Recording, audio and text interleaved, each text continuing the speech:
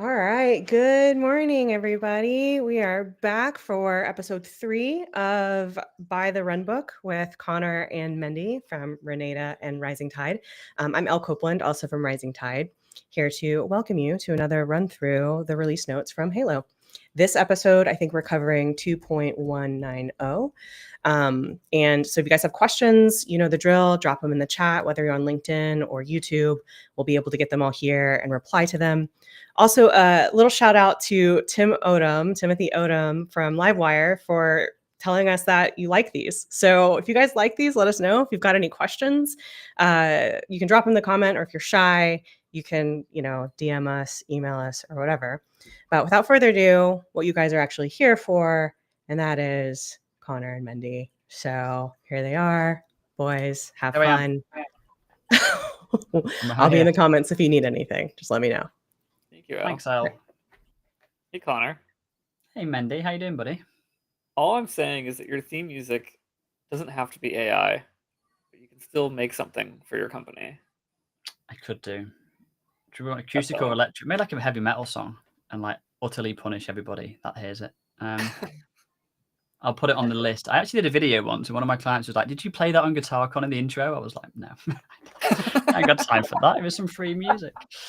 Right then. Good day, everybody. Hope you're all doing well. We are chatting, as Elle said, 2190. I've not even really glanced at it yet. I don't know if there's anything exciting on here. There's no stars on this one, so there's nothing like that Halo deemed as like amazing.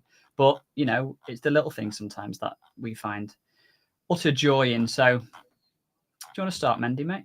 Yeah. And I think we need to bring up the screen with our screen share. There we go. Okay. Maybe make that a little bit bigger. Yeah. Thank you, Al. All right. So, I don't know. There's a couple of things that are not exciting on here. We can start from the top, maybe, or should we start from the bottom? Let's start from the top and work our way down. Okay, fine. So this here is not super exciting, but it is important for people who have approvers. You're able to basically specify an approver, a delegate approver. So I believe it's under your preferences, maybe. It's added to config ticket approval processes. Add to the agent app ticket details screen to allow the approver to choose an agent to delegate approval to. That's interesting.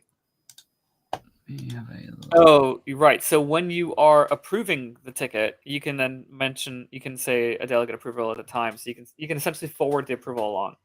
It's kind of like DocuSign when you get the signed contract and you can forward it to somebody else to sign the contract after you've reviewed it. So that's kind of cool. I could have sworn there was something here too. Hold on, this is going to drive me nuts. Approval delegation active. Yeah, so we can do delegation. This may have already been here though. Maybe that's what it is. You can do it from here as well, and then you can not do it for a certain time period. So maybe that's a feature that already existed, and they just added to it. I don't know. We don't use it. So MSPs, really, we don't seem to build tons of approval processes. It's just really hard to maintain across loads of clients, right? Internal ITs, when we do ITSM builds, quite frequently we'll have that, but it's a very structured process.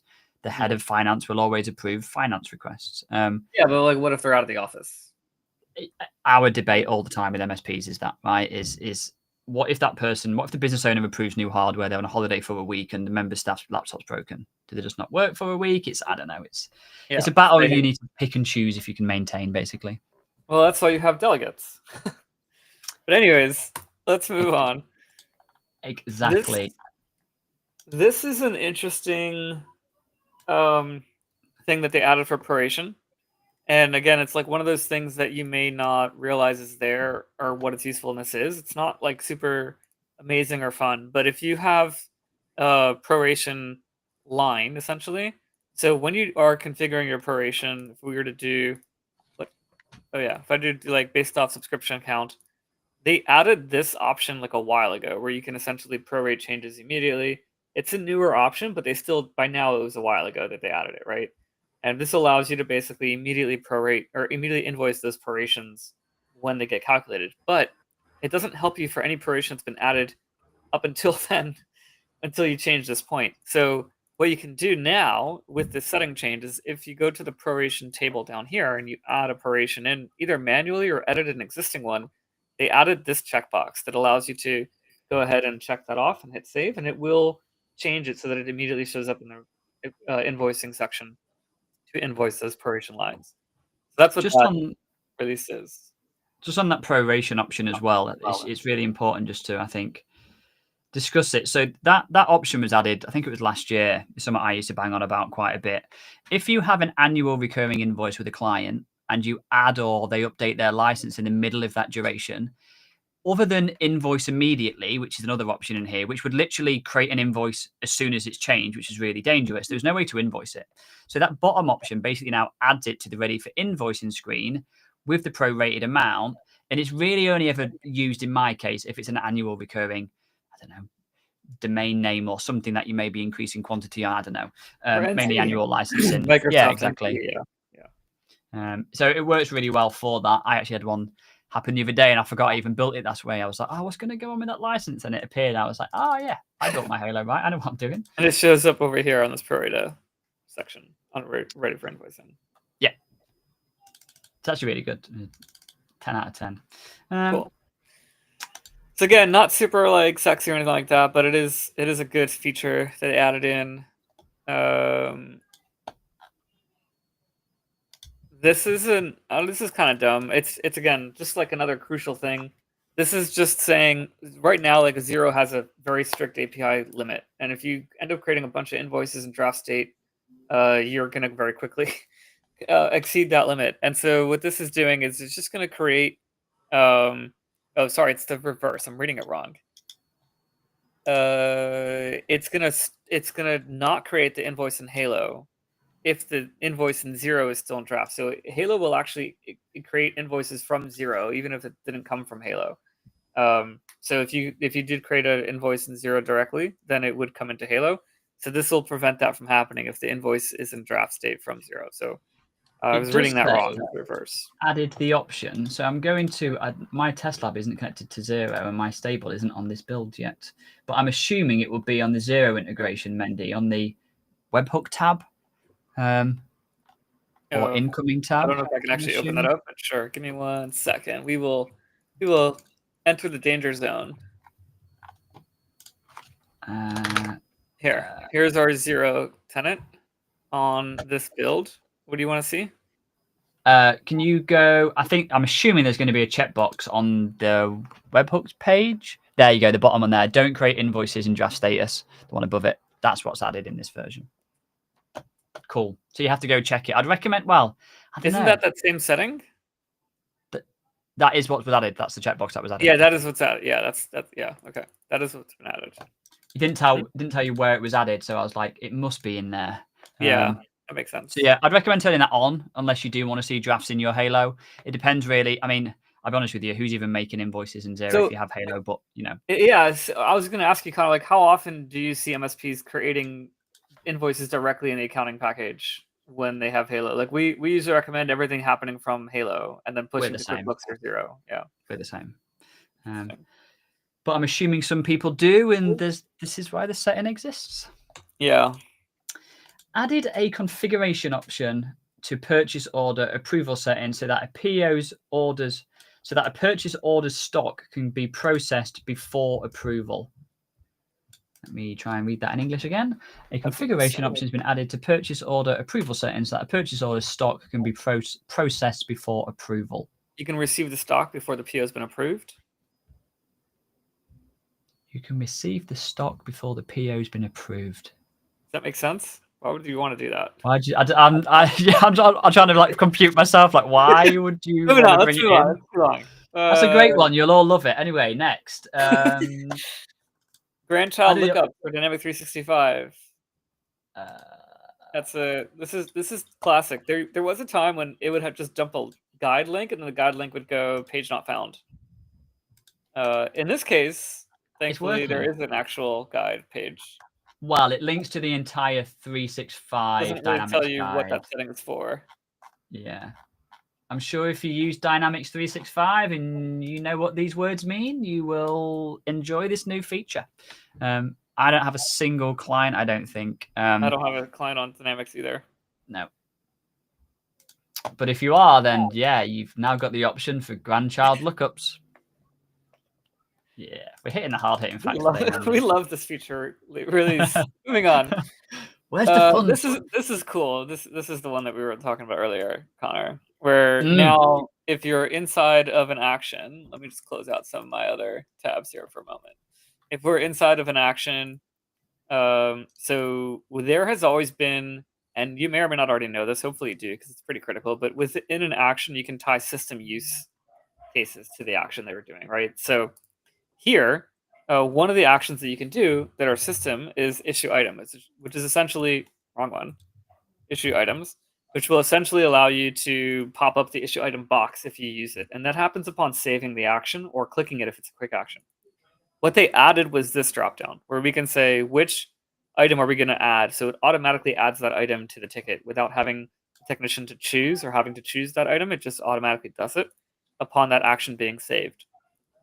When you do that, that's it. That's what was added to that feature in that release, which is kind of cool. And just and on that, the importance of this. I did a video about this 2 years ago on this. The thing that Halo cannot do is fixed fee tickets. You can't say this ticket is $100, right? My solution to that years ago, or workaround, was, well, we can issue a product. The problem is for an engineer to go and pick from a list of 1,000 items, it didn't work. So we built a little run book.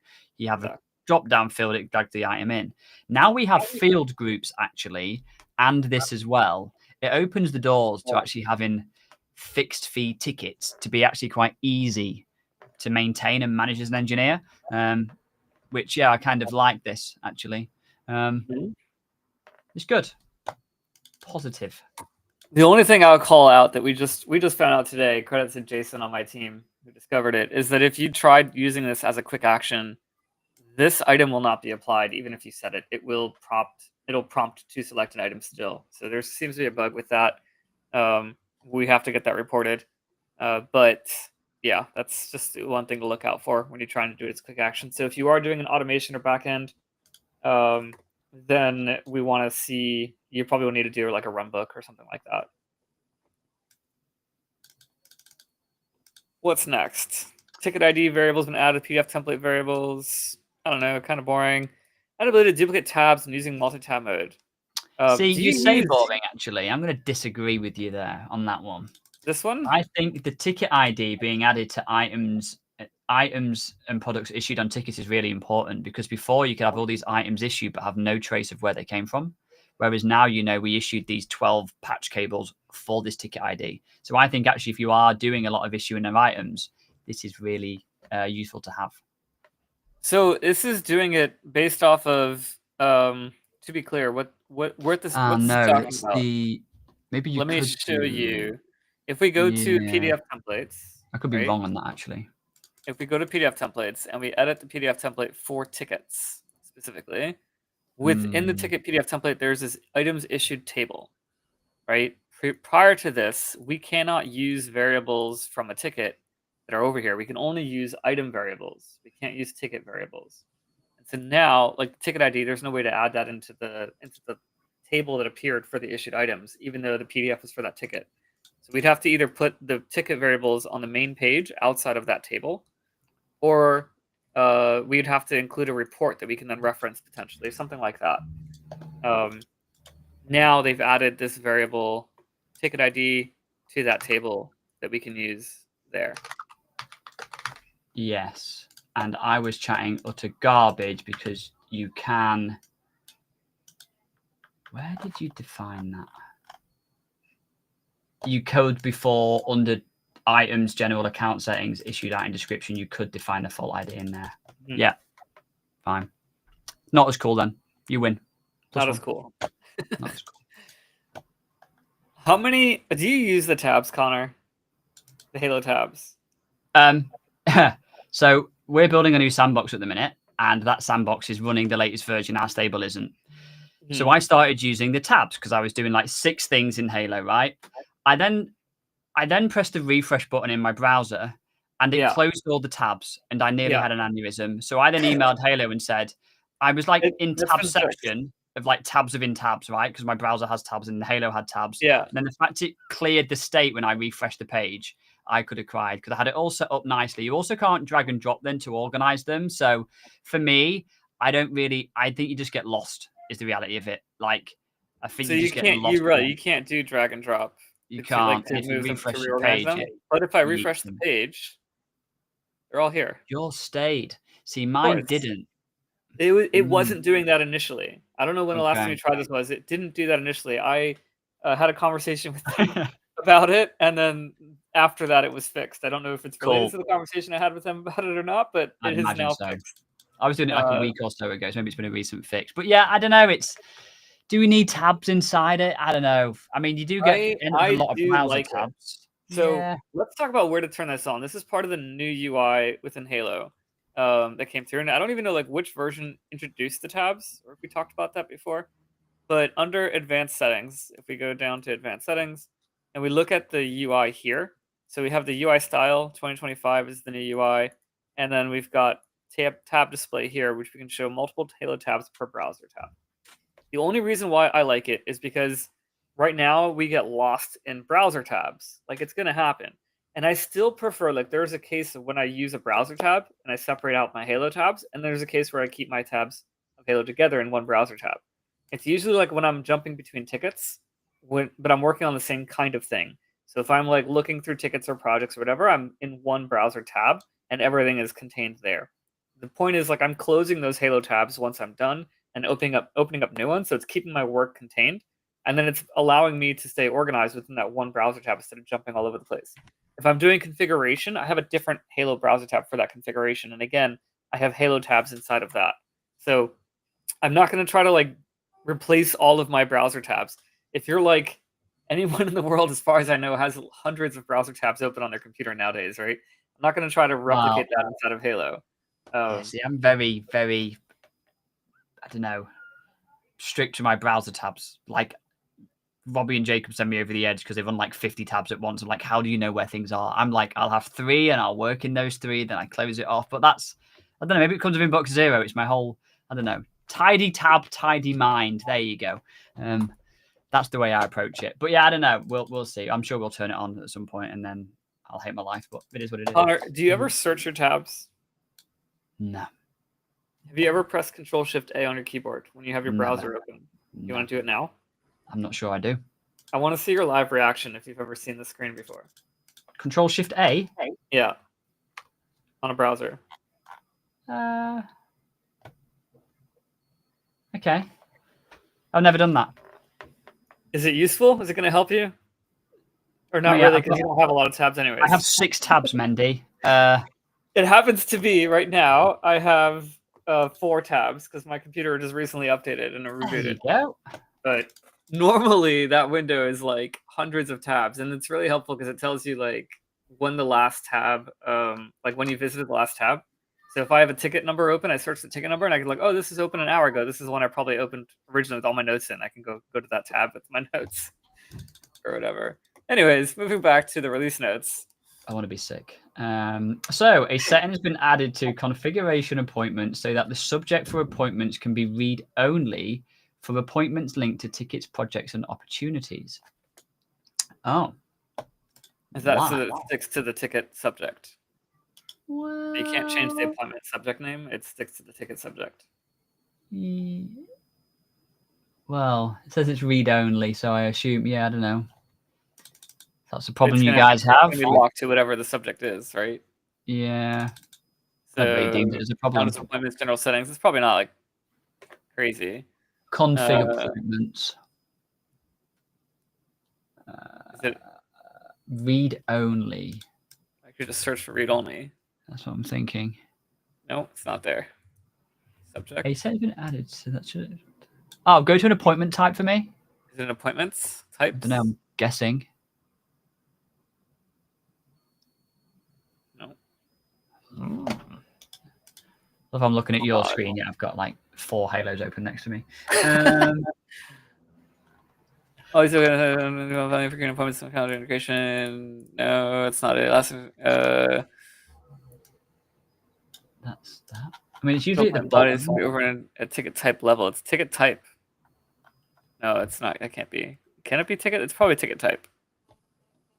No. Allow editing the follow-up appointment subject. What is that? Appointment subjects. Here, this is it. Yes. It's nice that they, call the setting the same exact name that they put in the release note, but whatever. That would be too easy, Mendy. That would Then be we wouldn't too have to do easy. these calls or whatever. Yeah. So yeah, that's it basically. It's a global setting. You can either edit or you can't edit the subject of an appointment. I generally don't know the last time I ever changed an appointment subject, but I don't think I ever have either. yeah, but if you have a problem with people doing that, and yeah, you click the box. What a time to be alive. Added the option to remove the edit button on articles. I just skipped that. If using drafts. Yeah, that's kind of a fact, isn't it? Okay, brilliant. When creating an invoice from a sales order, the invoice should be linked to the same contract that the sales order line is linked to. It's also possible to edit the contract linked to an invoice line on existing invoices. I think we raised this actually. If I'm being honest, I think this was a Connor problem. I think it's because you could make multiple contracts from a single sales order, and it had a hard time understanding what the line item is linked to or something. I can't exactly remember the problem I was having now, but it's fixed. Yeah, that's cool. Does that do that for recurring invoices as well, or just invoices? Like if you create a recurring invoice from a sales order line, does that link it to the contract on that sales order, or just from Yeah, a sales order line? so they changed that ages ago. So contracts are linked. So contracts used to be linked at the invoice level. It used to be an invoice header, right? And they changed a while ago that whenever you link a contract now, it's based on the invoice line itself, which is great. They've added though now that you can. I don't know if it's in this. Maybe it's actually in this build. Let me go check. Tim added for me the ability to go and change what contract an invoice line is linked to. So, for example, so for instance, we invoice for Halo licenses and Halo consultancy, but the clients have 2 contracts. When we make a single invoice, it used to be really hard or was impossible to tell which invoice, what contract the line was linked to. Because I look at, gross margin across my licenses versus my consultancy, I needed to know the split. What I couldn't do, though, is go and backdate it when this change come in. Now, Tim said he added it for me. I don't know what version he did it in. We'll be tracking it somewhere. But we should be able to edit a line item. I'm checking as well myself. But I'm on the latest version. Okay, I've got it. If you edit a generated invoice, sorry, Mendy. Oh, okay. How's that help me? So if you merge or had merged invoices in the past, now at the bottom, you can now change the contract that line item links to. Super important. If you have like multiple recurring invoices generating a single invoice together. Yeah. So each of the recurring invoice contracts will appear on their respective lines. Yeah. So it does work. Like it works that way now, right? They changed the architecture a while ago, so it does work that way. But I needed to backdate some where it hadn't done that for reporting, and I couldn't do it. So Tim added that in now, which is amazing. So if you really want to get granular with your financial reporting, stuff like this is really really important to be conscious of, because it can really, change the way your numbers look. So yeah, bit of a huge setting for me, that one. But I am still like, so you do recommend like having multiple recurring invoices per contract type? No, I have multiple contracts for the same client. I'm saying, and so therefore multiple recurring invoices. Yeah. Yeah. So we don't do that for the most part. We try to keep it simple. We can have more than one contract, but even if we do that, we would just do one recurring invoice. So we don't for revenue. So I look at the gross margin across our licenses we sell, for instance, of Halo or other products. So we look at the gross margin of what is the support factor of that, what is the revenue from that, what is the net profit of that, and tie that all into contract profitability siloed for that client. And then we pull in consultancy as a separate bucket, basically. Rather than generalize. Like we did because you can put custom fields on here, right? So we did there's many ways, dynamic to pull a contract per line on the recurring invoice. That way we don't have to manage like multiple schedules and everything else that's like happening on there.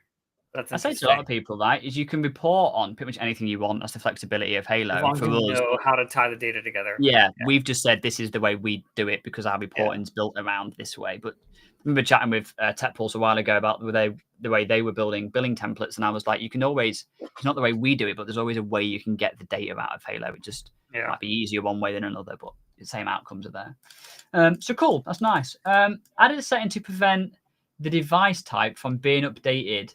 Sorry, I can't read. Added a setting to prevent the device type being updated on existing device when important to connect device RMM. Yeah, so if you've got an asset that was imported from an integration like Aavik, for example, or whatever, that discovered a computer, and then ConnectWise RMM brings that same computer in, it won't change the device type. It won't change Oh, the I didn't asset. know it did. Okay, interesting. Certain integrations will do it, and some integrations will have a checkbox to say don't update the type when you import if it's already exists, right? Like that's a flag you have to set on the integration. And so it looks like they just added that flag to the ConnectWise RMM integration. So if you do use it, you might want to check that box. Yeah. What have we got next? Anything exciting? I'm getting a bit bored of this. Yeah, I know. We should just jump. Oh, this is interesting. It's not exciting, but it's interesting to talk about. This is basically QuickBooks API has a bug where in this circumstance where creating an item will fail. So you incorrectly didn't have the account codes or whatever, and the item failed to create in QuickBooks. The API would throw the error message, but it would still create the item in QuickBooks, even though it fails. And then the moment you're like, oh shoot, I forgot to set my account code. You go set the account code and try to save it again. It will still fail because now you have a duplicate item name. And that basically breaks everything. And now you have to change the name, and you have two, and then it just gets very messy after that. So Halo tried working with Intuit, and they weren't getting a response quick enough or whatever. And so we had to come up with creative. Tim and I went back and forth on emails about this multiple ways, and for a long time to find a creative way that we can basically fix this issue from happening. And we determined that seeing if that name exists, if the Halo item isn't linked to a QuickBooks item, but the exact same name of that item is inside of QuickBooks already, it'll just link the two and then push the change to the QuickBooks item that exists. So that was a creative solution that we did because Intuit's API broke and we couldn't wait on them to fix it. It's not elegant, but it certainly kind of solves the problem, right? Yeah. It is what it is a reality on that one. I've jumped down quite a bit, not going to lie. Added ticket type as a ticket rule outcome. That's interesting. That is super useful, is what that is. Just having the control to be able to do that. I like that. I think previously they were trying to use templates to change the ticket type or something, but now you can't do that. I think you can still do that. I think templates are now split based off ticket type as a key, and it won't apply the template to the wrong ticket type if it doesn't match or something. Have they done that now? We requested that. It was kind of a whole problem we had. I think so. Yes. Okay. So just what Mendy's saying there is one of the problems we have is mainly around projects, really. You might end up start building quite a lot of templates for different types of projects, right? So you may have infrastructure projects or migration projects. And one of the problems we had is you want to select the template when you're building it out. But if you end up with 40 templates, you don't have the massive long scrolling list. And it never used to technically be tied to the ticket type. What we asked for a while ago is, no, it did do that. We wanted it on dynamic lookup.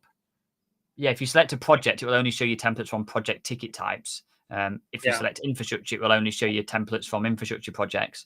The problem is if you have ticket type on an action and you change the ticket type, the templates don't update according with it, which may not be fixed. I don't know. It's one of those it is what it is problems. Okay, interesting. I'm just checking that in settings now. Config. Where have we gone? So you're talking about ticket rules, right? If we create a rule here, we can set an outcome where we can set other outcomes, which are over here. Where the heck did they go? The bottom? Oh, here. I was looking for this kind of table. I'm like, where did it go? It's right here. Yeah. Other outcomes can be ticket type now. Back in types. There we go. Ticket type. And we can set that to be. You know what's annoying? Why is it not up a bit in the drop downs of all the fields? I don't know why they split some of these in drop downs and some of these not on drop downs. I would just get rid of all the drop downs and just set the outcome. That's what I would do. That would be you want to know what else is annoying? Is criteria. When are they going to add groups here? Groups of criteria to the rules. Rather than it being all or none, basically. Everything has to be met. Yeah, no, I'd like that as well. It's super annoying. Things like notifications and stuff, right? You've got to clone and end up with loads of them for the same thing because there's a slight nuance. like, can't it just be if one of these things matches, can that not trigger the thing? No, I share the disdain on that one, sir. But they did add it into a couple other places, so maybe that's just they're getting around to it. Right now, if we like edit an action here, we can set restrictions. This is now based off groups, so we can say, what do you want to do? You want to add a group or individual? And so you can add a group, and then basically every condition in this group needs to be met, or any one group needs to be met, essentially. But this is also a one or more need to be met right here, which is good. Not everything must absolutely meet, which is within the group, everything has to be met, but the groups are like an or, right? Yeah. So it's or concatenated or whatever, or joined ands. If that makes sense. Yeah, basically, So they're adding that there. They've added it to somewhere else too, but I don't remember where. But yeah, maybe they'll get to it eventually. I don't know. I've not raised it as a problem. It's like we just deal with it, right? So I'm not tracking it, but yeah, they'll get there. They always get there. We've learned that over the 3 years. We're nearly 4 Mendy now. It comes eventually. Team custom fields can be shown in the details tab. Team custom fields. Team custom fields? Team. Yeah. So if you're going to configuration, custom objects, custom fields, and you go build a team custom field, which doesn't exist. Here it is. These I've never built a team custom field ever. The most arbitrary one I've done is like organization. Top level, I asked for top level custom field for a while, and they're like, no, it's too complicated. But this is actually gonna be really good. Because it's grouping your clients, and then it was it passed down? Probably not. Okay. Probably not. Because why would it? It's Halo. Yeah. If it filtered down, that would be insane. But it will come. The positivity is it will get to there. And then the tab here just shows you can do like by default it's custom fields, right? Yeah. So now you can do it on details. Yeah, which fine. is cool. Like even agents, right? Team though, like agents is great. I love agents. Yeah, we've used it a few times actually. Agent. Right? Team. What would you have? What would you have as a custom field on a team? I don't know. No idea. I've never done one ever. I don't even know. I don't even know why. I don't ever really even look at a team as a reality of it. Like it's, I don't know. I mean, if you need it all the time, but yeah, do it. Depends on size, I guess. Moving on. A new ticket type permission relating to attachments and action history. Added new ticket type permissions. Okay. Well, this is a fairly complicated release note. It is now possible to restrict roles and agents to the following: view action history, upload attachments, view attachments, download attachments, edit attachments. These restrictions can be applied per role or by agent. Okay. I mean, more control is better than no control. Don't think I really have a use for it right now, but sure. It's the thing. This is cool. This is something useful for projects. If you're looking at like a ticket with a bunch of child tickets, you can expand it to full screen. Yes, I like that. Manage that. Not much there. Add any single allows service to belong to multiple service categories. I don't care about that. Added the new setting to show if sales order line is completed. Okay, cool. It just has a checkbox in the sales order line when all the actions are done. And you can manually mark it completed as well. So when you open up the sales order, you know like what has to happen next on that sales order. I think that's really important, especially if you're using the drop-down menu, because you really cannot tell if you're using the menu what state it's at. Whereas when it's not the drop-down, you can kind of see because the buttons are there or not. So I kind of like that. I hope it looks sexy. It does. It's not bad. It's not bad. If we just go to, let me just go show you sales order. We're going to pick any sales order here. And so theoretically speaking, hold on one second. Let me just change some stuff here. So just quickly, by the way, while Mendy's doing this, so Mendy runs beta in his production build. And not my production instance, by the way, but I do run beta in my production. So Mendy plays with a lot of these things before they come out. Renada no longer does that. Renada now runs stable in our production environment for obvious reasons. So yeah, that's how Mendy knows a lot of this stuff more than us. We used to keep really on top of these, and then we didn't. Hence this lovely new series you've got. Because I started to drift out of it because there's just so much to keep up with, right? But yeah, I don't run beta anymore in prod. I'm actually just like going through turning on a bunch of stuff here. But anyways, let's go back to the point. Okay, so if I refresh this page now, we can see this is the drop down that Connor was talking about. And I don't actually have to do all these actions, even though if I did them all, they would then be marked complete, I could just say, you know what, I've already done it.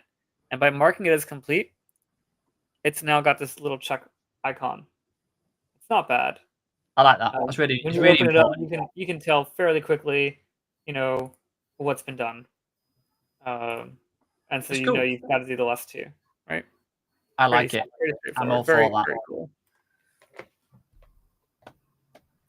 I can get behind that.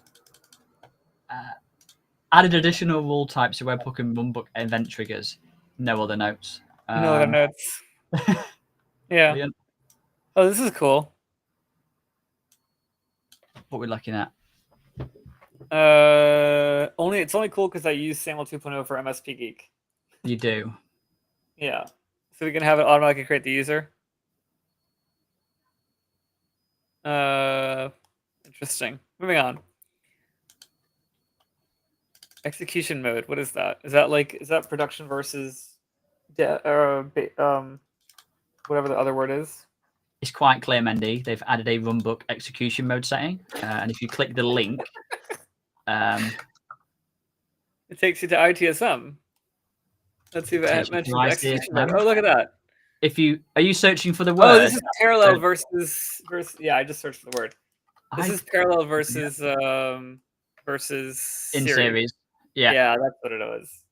Yeah, that's an interesting feature. So you can have it like trigger multiple times and essentially run unaware of each other, or you can, if they need to be aware of each other, you need to make sure the first one completes first. It'll essentially queue up and then run one after the other. Wow, that's hard to say. Run one after the other. It's to increase speed, right? Is the long and short of it. That's what this is for. I think the default mode was always parallel. And so it doesn't increase speed. It actually gives you more control of ensuring that you're not going to have conflicting data. I don't know. It could be I'm wrong there, but I'm fairly sure that it used to be parallel mode by default, and now it's given us the ability to run in series so that we can queue up and make sure that the first run has completed, and we're not going to run into like duplicate key constraints or things like that.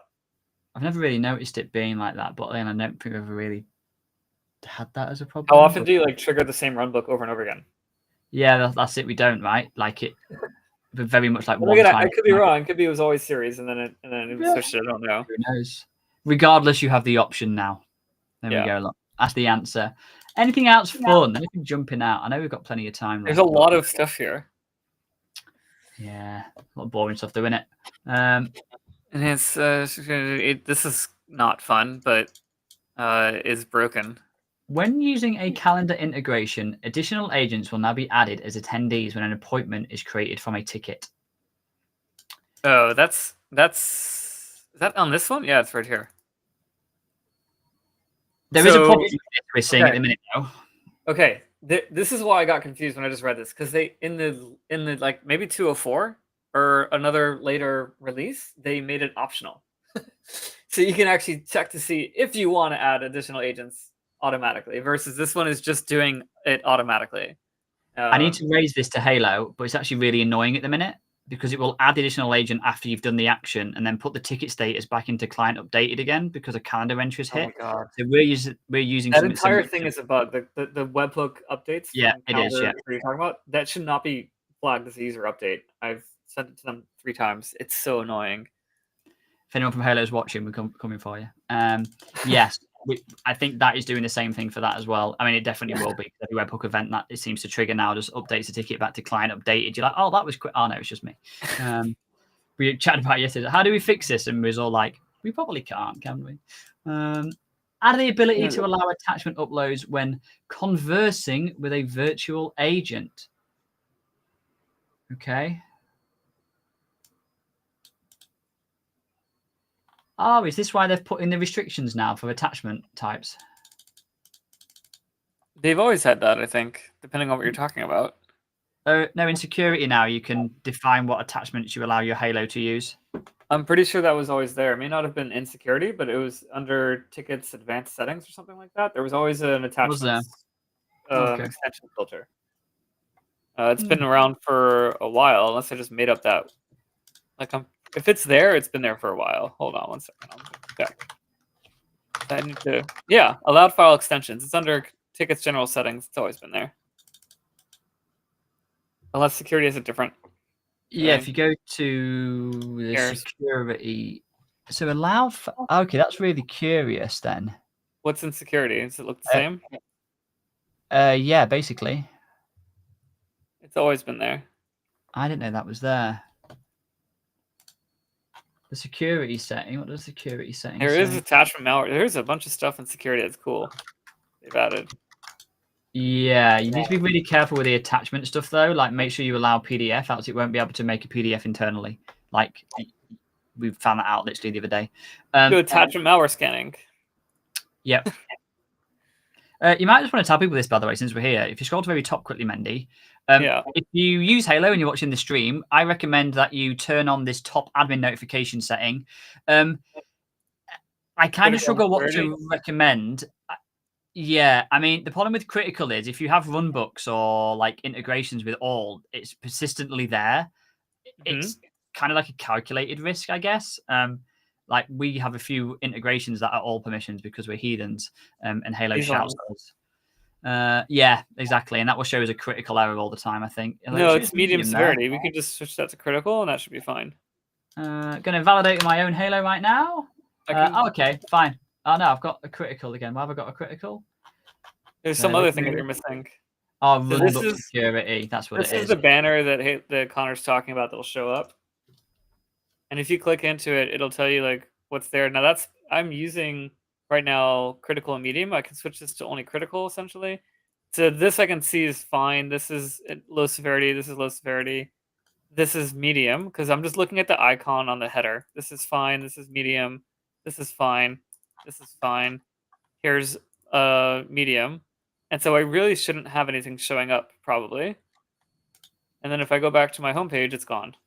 Right? So having it set to critical only will only flag critical will only flag critical issues. Yeah, so we've got a few read in our prod because we've got a runbook that starts from a URL trigger.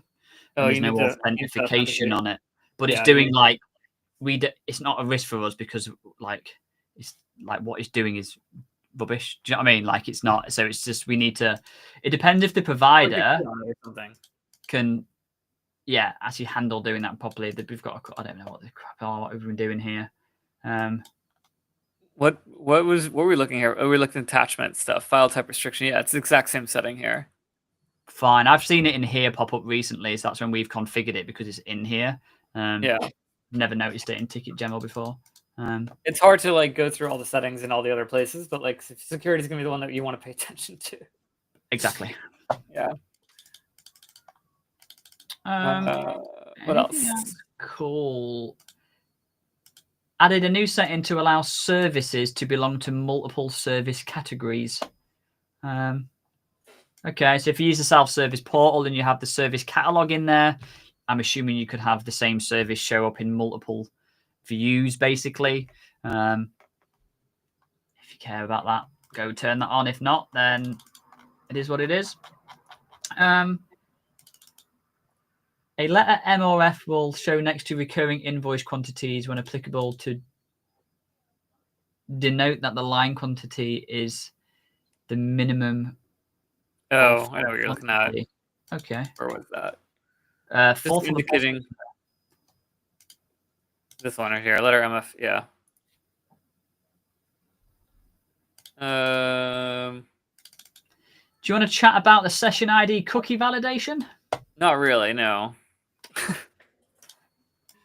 we could just leave that off for right now until they fix it. They added column profiles to quote sales orders, invoices, and recurring invoices. That's kind of nice. It's a little bit janky right now, but it'll just be worked on and improved. Cool. So I think you'll share the same sentiment as me. Obviously, me and Mendy will only ever use the ideas.halopsa.com for feature requests and ideas. We'd never, ever go direct. Ever. Never would do that. But the important thing for us to understand, I think, is I think we probably both pick our battles. So getting something like this added in is massive, right? Like there's a big code change, there's loads of things that need to happen, and we very much understand, okay, it will come at some point. Like getting an adjustment made to Halo is much easier for us to recommend, knowing that there's not a whole rework of a code base, right? So like if it's like, oh, it'd be really good if you could add a column filter in or something, we know that's more likely to get added in than, hey, could you just redo how you render quotes in an iframe? Like there's a big change there. So I like it when like core components get added in, like column profiles to invoices now, because I'm like, oh, sweet. I could go and sweet talk somebody to get another column in there that's missing, and potentially get it added in through ideas.halopsa.com. Obviously. Always. So yeah, it's really cool. I like seeing stuff like that. I'm a bit anal as well. I really like things to be really clean and tidy. So they've added recently, I don't know what version it came in, we're probably jumping ahead, but on the recurring invoices now, they added in that by default, it didn't show you, or you could toggle hide inactive, but now there's a setting where you can by default hide inactive as well. I'm not sure what version that came in, but it was, yeah, just a massive change for me just to help my tiny brain. There's a setting somewhere you can turn it on now, Mendy. So by default, inactive are hidden. Is that going to be under recurring invoices? Probably under billing. Recurring invoices.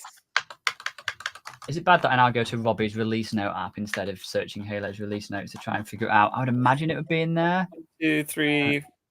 Here it is. Hide recurring invoices by default. See, I don't even look at release notes to figure it out. If you understand like where things would land, I go there first. And then when I'm proven right, I'm like, oh, good. Halo's making decisions that make sense. If I'm proven wrong and I have to go find it, and it's like, okay, what did they do here and why? Yeah. Yeah, we can share Robbie's release note app. I'll put it in the chat. I don't know how to do this. I'm doing a thing. Can't post messages. We'll give it a go. Look at this. You can. HaloReleases.remy.dev. So slight tangent, I suppose. The reason Robbie built this is for one specific reason. The release note app tracks the ticket ID. And what we do in our production is we track the IDs of like feature requests and bugs. Now in Halo's own release notes, you can't actually search by ID, and it was sending my tiny brain over the edge. So the whole reason Robbie built this little lightweight app is so we can actually just search the ID of it and then by nature track it. So that is the reason this exists. It's free. It's just Halo's release notes that we just put into a different front end and just have a better search is the long and short of it. Don't know why we did this and Halo didn't add in ID, but again, we pick our battles. Yeah, because now we can just take an ID number, put it in here essentially, and it pulls up that specific thing with all the needs and everything like that that they've put in there. Something else that Robbie added in, I don't know why I'm talking about it, is that within Halo, you've got the release notes over here, show release details, but you also have what's new. And the release details don't include the what's new. What's new is like what's coming, what's been built, but not yet put into a build yet. It hasn't been associated to necessarily a release at this time. And so what we have is Robbie's been taking this and this stuff as well. And so what you see here, we've got the, where was it? Oh, coming soon section over here, which will show those things that are coming soon that may not be assigned to an actual release at this time. So you can search for ticket numbers that may not have been on the release note yet. You were given by dev, and you know if it's either a bug fix or a new feature you asked for. You can search for that here and see, has it been compiled yet? Is it in testing or whatever? If it's not, even though it's not assigned to a release yet, you can still see it here. It's good. It's not a Renada product. It's a Robbie product. It's a Robbie evening because he's got all the spare time in the world. What else have we got then? Anything else? I think it's time to move on. The grouping, by the way, of those restrictions are actually inside of this release. Hey, El, welcome back. Hi. I'm sorry. Were you still working? Just a little bit. Always working. You're like, let's move on. And I looked at the clock and it's like, there's 10 minutes left, and Mendy's going to try to fit 2.192 in 10 minutes. I just had a feeling. Just something fun. Just something fun. They've added a statistics tab for runbooks to track metrics, Mendy. I know. Did you not know that?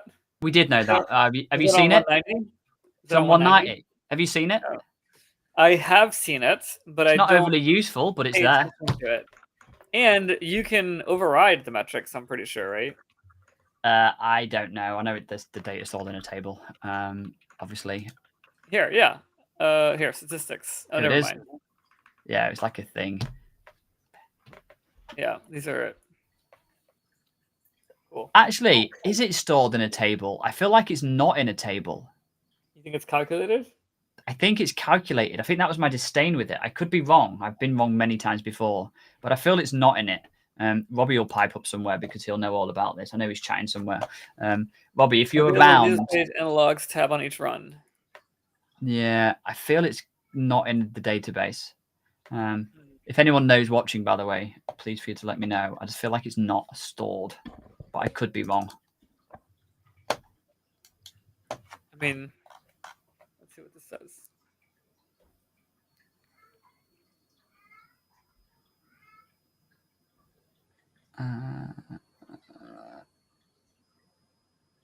Log tab.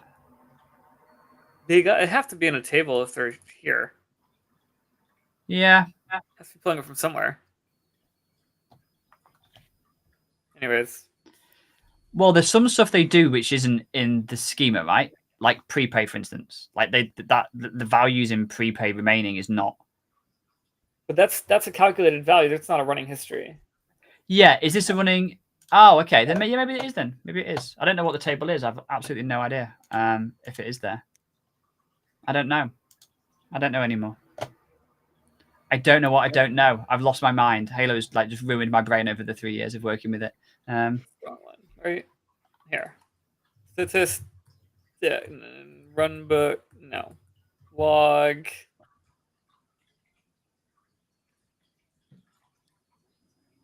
It's got to be phone call log, right? Like, what else would it be? I don't know where it is or what it's going to be called. Probably not here. Maybe it's not a table. It's making me want to cry now. Anyways, what's something fun we can talk about, Connor? It's in the newer version. Oh, fun. You mean like added the change history tab to customers and sites? Yeah, baby. Get featured. It is super important, by the way. Anyone watching that, it's like deadly serious stuff. I don't want to move to 2192. Like I'm Pax 8 is now multi-tenanted. That's a thing. We've had a few requests for that over the years, actually. So it's actually kind of nice to have that in Halo now. I can get behind that. Not tested it. There was an issue, but I believe that's now fixed, which is good. Yeah, I'm going to call out one thing. It's unstable. I'm skipping a bunch of versions. I'm still going to call it out. Sorry. Improves project loading efficiency in the ready for invoicing section. This is critical. What version are you on now? You're in the future to me, my guy. Are you in 2196? 2196. It's unstable. So people watching right now can go use this. Not everybody. Billing, general settings, go to project loading method and calculate it based off a stored method and then click this button. It'll basically populate the project ID per action, per task, subtask, whatever. It doesn't matter how deep you are. The project ID, the real project ID, will be set on each individual action under the A project ID property or column. And that makes invoicing projects so much faster because it's not calculating it. Like, it's not looping through all of your grandchildren to find where your labor is. It also makes reporting project time so much better because you don't need to figure out and calculate the project ID. It's literally a project ID on the actions table. So I skipped, well, sorry. FX Ref 2, baby. We know what the parent ID is. FX Ref 2 only goes one level up. It does. You have It to does. loop. Yep. It's and that's why we recommend never have children of children or grandchild, because it's painful. The problem I have with grandchildren actually is when you're in the project view, you can't see them. In Halo, to be clear, in Halo. Yeah. You don't have a problem with grandchildren in general, just in Halo. Well, I don't know. My daughters are like 5 and 3. If I had grandchildren, I'd be massively. Maybe your grandchildren. Yeah, in general. Yeah. In general. No, I'm sticking to the high ground. I'm not into grandchildren. Just don't. No. Okay. Sorry. What's your problem with grandchildren in Halo? In projects, when you've got tasks, you can't see the children tasks. Yes, you can. Grandchild. Yes, you can. We haven't got to that release yet, but you can. Oh, is it coming? Is it? It's already out. It's Well, out. so to understand this, We haven't got to that release version yet to discuss it. Not everyone's on stable yet. Renada is still on the old build path still. It's not been rolled out globally. There's new stable yet. Okay, that's fine. But that's why we haven't even will get seen it yet. shortly. I'm like in the future. I'm living like what's going to become. Where am I going You to will be? get it eventually. That makes things. The Reddit post the other day about projects that you was, I think you tagged us in and mentioned it in. I was going to do a video on it. Every time I go to do a video on updated projects, like the next version has like a new thing, which is like, oh, I don't want to do a video yet because like there's a new thing coming. And then I go to do it and I'm like, nope, there's a new thing coming. This button. You can now do that. You see, you can never do that before. But that's only one thing, right? Oh, yes. Let me show you that too real quick before we run out of time, because that's also super important. But we'll get to that in a moment. The other thing that we can do is on the column profile, we can now, and I wouldn't recommend doing this, there's going to be a miscellaneous section, which you can include children. This is a little bit ugly or whatever. Yeah, it gets a bit noisy, doesn't it? It gets a bit noisy. Don't do both. I would keep this off and just use this, which makes it better. And there's going to be a setting coming that'll turn this on by default. So that's handy. Very handy. As far as the question that came up for simple step solutions, this eye will take you directly to the documentation of that setting, whatever that documentation means. So in some cases it's helpful, some cases it's not helpful. Where you go to turn that on is under Configuration Advanced Settings, and it's going to be a Show KB Guide link against each setting where available. So you can turn that on under Advanced, and that'll give you that eye. I personally hate it because it just clutters my screen, but it's helpful to turn on if you need the documentation. Not a silly question at all. There's no such thing as a silly question. Sorry, we were talking about projects and grandchildren. I'm trying to. So the problem, you probably have the same thing, right? And for everyone watching is, you kind of get, especially me, right? You kind of come up with a way of, this is how we work as a company, right? It's what we recommend to our clients. This is like the best way to use Halo. Don't use grandchild tickets, was like our methodology before, because of the problems you run into. You lose visibility of them. They're a bit of a nightmare. And then a slight change comes to Halo where you can now view them, which makes you rethink how you approach your build, right? Mm-hmm. So I used to, at one stage, build grandchild tickets in. We'd have like set up tooling as an MSP as a project task. And under it could be, I don't know, Ninja, Hoodoo, Halo, whatever, right? As child tasks. The problem is in a project view, you would lose a visibility. So we say now as a kind of global rule, don't have grandchild tasks because from a PM standpoint, it's really hard to keep track of it. Now this eyes came in there and now that you can see them, you can now, I have to then, this is what keeps me up at night, is I now have to rethink about what is the best way to actually build Halo now, right? And every release I have this, every stable I have this, which is, it now makes this viable. The running joke around my sandbox I built 3 years ago, right, with the custom field categorization was because at the time, that was the best way to achieve that outcome. Well, now you can filter ticket type on actions and you've got the ticket rule outcome. So the build path iterationally develops and changes over time. What we built 3 years ago, we would not build the same way today because of changes, right? That's kind of the whole fun of it. So yeah, I'm going to sit and ponder now for the rest of my day around how do I now structure projects? What is the best way? I don't know. I find it really enjoyable. I don't know about you guys. I like the constant evolution. I was chatting to someone the other day actually who works in sales. Like the worst thing about IT kind of is it's always changing. I was like, that's the best thing about IT, baby. Like I love every week there might be a new thing. And that's probably why Halo appeals to me so much. My horrific brain is that every week there's like a new thing I've got to go and learn. So yeah, it's quite fun. But we are nearly on time. Today was not the most exciting release note. Sorry, I think we finished. I'll do better next time. I think we finished strong. let me peek into next week. Let's have a look on week after so 2192. While you're peeking, next week will be 2.192. It'll be August 5th, and then it'll be Robbie will be actually doing it. So yeah. I'm on holiday, unfortunately, so I cannot make it. Although looking at 2.192, I'm not sure I'm missing much. It's going to be a heavy one. Thanks a lot, Robbie. We want them to come back. We want them to come back. Come on, Connor. I think there's actually some interesting things there. Actually, yeah, there are some interesting stuff. You can cover that as well. And we'll also cover Robbie's quick ticket application that he's made to help people put There in tickets is to Halo. Is that secure there's now? also AI improvements. There's AI Mm. improvements to the 2.9.2. I think I'm on the Okay. right version. So we've got some we interesting can things look that at we'll talk AI about next stuff. time, despite Connor's sentiments. Besides, it's me and Robbie. Like, we'll always have fun. You will all have a fantastic time. I'm going to spend like half the time trying to pitch Robbie to join Rising Tide. That's fine. And Yeah, on that note, Buy the Run Book won't be happening anymore. So have a beautiful day, everybody. It's been an absolute pleasure as always. I've been Connor from Renada. Thank you for Mendy and Al for inviting me along. I will peace out. Goodbye, everybody. Have a great day.